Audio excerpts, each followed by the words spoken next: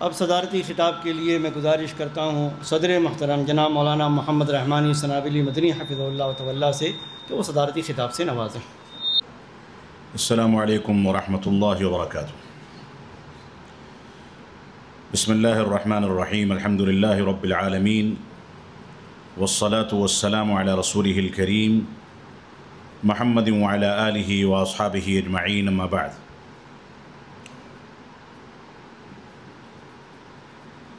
صوبائی جمعیت اہل حدیث ممبئی عظمیٰ کے امیر محترم فضیلت الشیخ عبدالسلام سلفی حفظہ اللہ، صوبائی جمعیت اہل حدیث ممبئی عظمیٰ کے ناظم عمومی برادر گرامی عبدالرشید سلفی حفظہ اللہ، مجلس میں موجود علماء، مہمانان گرامی قدر، عزیز طالبات اور معلمات، والد گرامی رحمۃ اللہ علیہ کے تعلق سے امیر محترم نے جو ایک خاکہ پیش کیا تھا، اس کا تقاضا تو یہ ہے کہ اسی موضوع پر کچھ گفتگو کی جائے۔ یہ طرِ امتیاز تھا والد گرامی رحمۃ اللہ علیہ کا، اور میں سمجھتا ہوں کہ کسی بھی شخصیت کے یہاں کچھ ایسی خوبیاں ہوتی ہیں جن کی بنیاد پر ہم رب کریم سے یہ توقع رکھتے ہیں کہ اللہ رب العالمین ان کو اعلیٰ علیین میں جگہ عطا فرمائے گا۔ عیوب سے کوئی پاک نہیں، کوئی کمیوں، کوتاہیوں اور سستیوں سے پاک و صاف نہیں ہو سکتا، لیکن کچھ امتیازات ہوتے ہیں، اور وہ امتیازات اگر قرآن و سنت اور منہج سلف کی بنیادوں پر اختیار کیے جائیں اور دین کی اس سچائی کو بیان کرنے کے لیے اختیار کیے جائیں جس سچائی کو بیان کرنے والے آج کے دور میں جماعت اہل حدیث اور سلفی علماء میں بھی چیدہ لوگ نظر آتے ہیں، تو ایسی صورت میں ہم رب کریم سے اس بات کی توقع رکھتے ہیں، قوی امید رکھتے ہیں کہ اللہ رب العالمین ان واقعات کو اور اس طرح کے ان کے مواقف کو ان کے لیے ذخیر آخرت بنائے گا۔ اللہ رب العالمین سے ہم دعا گو ہیں کہ اللہ رب العالمین ان کی مغفرت فرمائے اور ان کو اعلیٰ علیین میں جگہ عطا فرمائے۔ یہ طرِ امتیاز، یہ امتیازی صفت جو اس ادارے کے بانی کے اندر تھی، یہ ہمارا سب سے قیمتی سرمایہ ہے۔ دنیا اس کو اختیار کرنے کے نتیجے میں ہم کو کتنا بھی متہم کر دے، ہمارے اوپر کتنی بھی طعن و تشنیع کی جائے، ہم کو کتنا بھی گالی گلوج کیا جائے، کتنا بھی لعن طعن کیا جائے، کتنا بھی نشانہ بنایا جائے، لیکن رب کائنات کی نصرت و توفیق سے قرآن و سنت اور منہج سلف کی بنیادوں پر علماء کرام کی جماعت کے رائے مشورے کے بعد یہ جو اقدامات اختیار کیے جاتے ہیں، ہم اس میں کسی بھی صورت میں تنازل کرنے کو تیار نہیں ہیں۔ یہ رب کائنات نے امتیاز دے کر کے ہماری ذمہ داری اور ہمارے کندھوں پر یہ ذمہ داری عائد کی ہے کہ ہم اس مشن کو لے کر کے چلیں۔ اس دنیا سے گزر جانے کے بعد جب ہم کو مٹی کے حوالے کر دیا جائے گا تو یہ مشن آگے بڑھے گا نہیں بڑھے گا،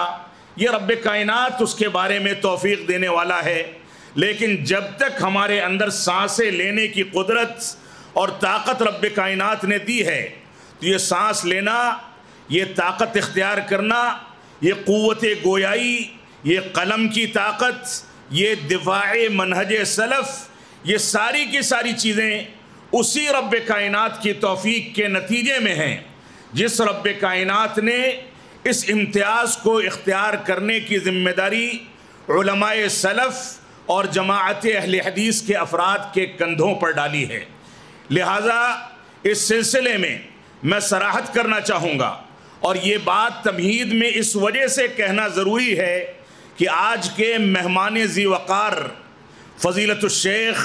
عبدالسلام سلفی حفظہ اللہ جو اس مجلس میں موجود ہیں ان کا جو امتیاز ہے، میں اس بات کو برملا کہہ سکتا ہوں، اور اس بات کا اظہار کرنا رب کائنات کی شکر گزاری ہوگا کہ ملک کے اندر یا دنیا کے اندر بے شمار شخصیات جماعت اہل حدیث کے پاس موجود ہیں، بے شمار علماء موجود ہیں، قابل اور فاضل مدرسین، خطبہ، واعظین اور بڑی بڑی شخصیات موجود ہیں۔ رب کائنات نے ہر علاقے میں، ہر بستی میں، ہر دیہات میں، ہر شہر میں، ہر ادارے میں ایسی شخصیات رکھی ہیں، لیکن وہ شخصیات جن کو منہجی بنیادوں پر جماعت کی قیادت کی ذمہ داری دی جا سکتی ہے، میں سمجھتا ہوں کہ ان میں فضیلت الشیخ عبدالسلام سلفی حفظہ اللہ اپنی حکمت و دانائی کے نتیجے میں صف اول کے شہسواروں میں سے ہیں۔ یہ اللہ رب العالمین کا فضل و کرم ہے کہ اللہ رب العالمین نے ان لوگوں کو منہج سلف کی ترویج کے لیے منتخب فرمایا ہے۔ اگر کہیں اخلاص میں کوئی کمی ہے، تقوی اور پرہیزگاری میں کوئی کمی ہے، تو یہ کمی رب کائنات کی ذات سے امید ہے کہ اسی منہج سلف کی برکتوں کی بنیاد پر رب کائنات ان کمیوں کو دور فرمائے گا، اور اسی بنیاد پر رب کائنات اخلاص اور تقوی کی توفیق عطا فرمائے گا۔ تو صف اول کے لوگوں میں سے ہم آج اس مجلس میں مہمان ذی وقار کے طور پر فضیلت الشیخ کا جو استقبال ہم نے کیا ہے، یہ ہمارے لیے باعث مسرت ہے۔ اللہ رب العالمین ہمارے لیے ان کاوشوں کو صدقہ جاریہ بنائے۔ عزیز طالبات جو اس وقت موجود ہیں دوسری بلڈنگ میں اور اس کی مجلس میں اور فاصلے سے یہ کلمات سن رہی ہیں، عزیز طالبات سے میں یہی گزارش کروں گا کہ یہ کلیہ جس شخصیت کے نام سے موسوم ہے، آپ اس شخصیت کی ماہر بن جائیں۔ عائشہ صدیقہ رضی اللہ عنہا کا مطالعہ کریں، ان کی روایتوں کو لیں، روایتوں کی ترکیب کریں، اور نحو صرف کی ترکیب کے مطابق اسی کے ذریعے سے عربی زبان سیکھیں، اس کے اندر پائی جانے والی باریکیوں سے تربیت حاصل کریں، اور اپنے اندر وہ صفت اور امتیاز پیدا کریں جس صفت اور امتیاز کی بنیاد پر عائشہ صدیقہ رضی اللہ عنہا کو افقہ نساء العالم کا لقب دیا گیا تھا۔ آپ کو کلیہ عائشہ سے فراغت کے بعد اس کلیہ کی نیک نامی کا سبب بننا ہے۔ آپ کو منہج سلف کی ترویج کرنی ہے۔ آپ بھی دوسری خواتین اور دوسری بچیوں کے مانند نکلنے کے بعد دنیا کی رنگینیوں میں کھو جائیں، حجاب آپ کے تن سے اتر جائے، آپ دوسری خواتین کے طریقے سے آزادانہ زندگی کو ترجیح دیں، تو ایسی صورت میں اس بات کو سمجھ لیں کہ آپ کے کندھوں پر رب کائنات نے قرآن و سنت کی اور اس کے حصول کا موقع دے کر کے جو ذمہ داریاں عائد کی ہیں، اب آپ سے اس کے بارے میں قیامت کے اندر سوال ضرور کیا جائے گا۔ یہاں تک کہ اگر کوئی بچی یہ سوچے کہ کسی ماہر طب کے ذریعے وہ اپنا دماغ تبدیل کرا لے، اپنا دل تبدیل کرا لے، جسم کا خون تبدیل کرا لے، تب بھی یہ ذمہ داری آپ کے کندھوں سے اترنے والی نہیں ہے، کیونکہ رب کائنات نے آپ کے کندھوں پر یہ ذمہ داری ڈال دی ہے۔ لہذا آپ اپنی ذمہ داری کو محسوس کریں، اور وہ خطرہ، ایسے ہی وہ خدشات جو والد گرامی رحمت اللہ علیہ نے اس کلیہ کے قیام سے پہلے ہمیشہ محسوس کیے تھے، اس کے بارے میں تھوڑی سی گفتگو کر کے میں اپنے خطاب کو سمیٹوں گا۔ وہ ہمیشہ کہتے تھے کہ مجھ کو ڈر لگتا ہے کہ میں بچیوں کا کوئی کلیہ بناؤں، میں ڈرتا ہوں کہ طالبات کے لیے کوئی ہاسٹل قائم کیا جائے، میں ڈرتا ہوں کہ یہ ماں باپ ان بچیوں کی عزت و آبرو کو لا کر کے ہمارے کندھوں پر ڈالیں گے، کہیں ایسا نہ ہو کہ اس سلسلے میں کوئی کوتاہی ہو جائے۔ جس ڈر کے نتیجے میں یہ کلیہ اس کے باوجود قائم کیا گیا کہ اس کلیہ کے ذریعے دنیا کے اندر قرآن و سنت اور منہج سلف کے آثار پہنچیں گے، اس کے اثرات پہنچیں گے،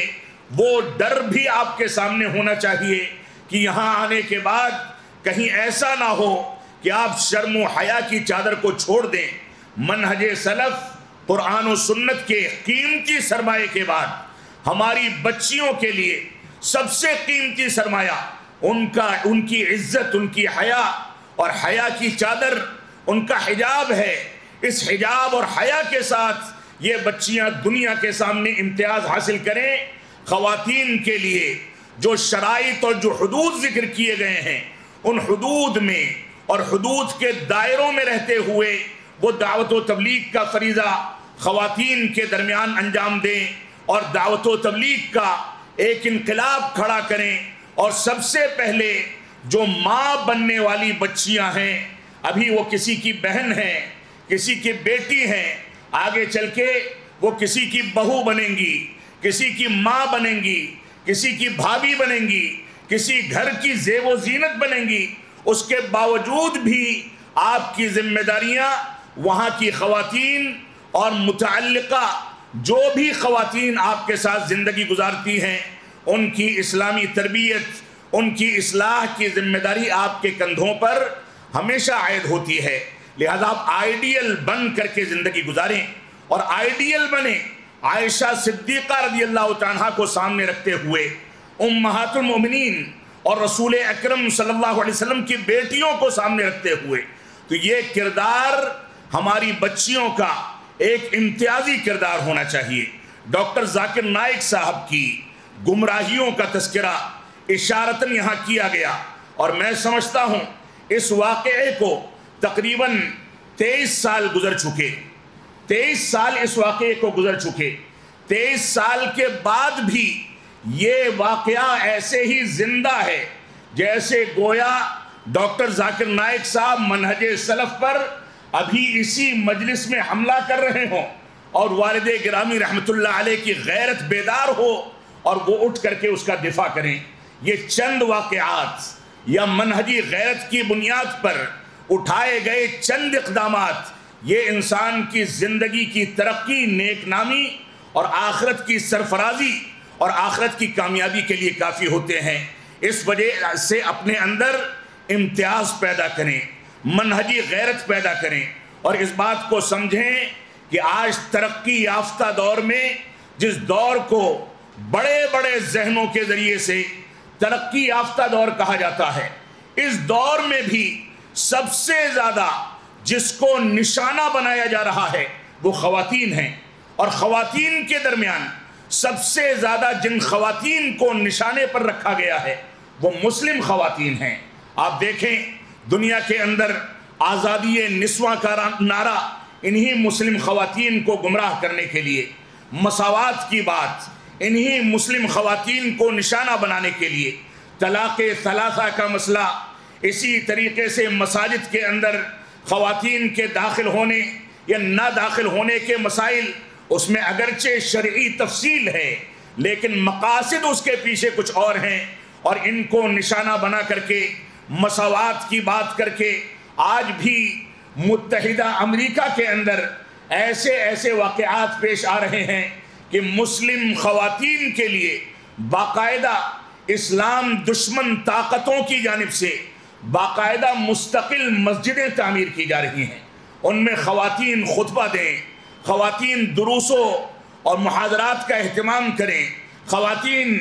امامت کرائیں، اور مردوں کے داخلے کی اجازت نہیں ہے۔ اگر مرد داخل ہوتا ہے تو اس کو خواتین کی ماتحتی میں اور اس کی امامت میں نماز ادا کرنی ہوگی، اس کی امامت میں خطبہ سننا ہوگا۔ یہ سارے کے سارے فتنے ان مسلم خواتین کو راہ راست سے اور صراط مستقیم سے اور منہج سلف سے بھٹکانے کے لیے اختیار کیا جاتا ہے۔ تو بظاہر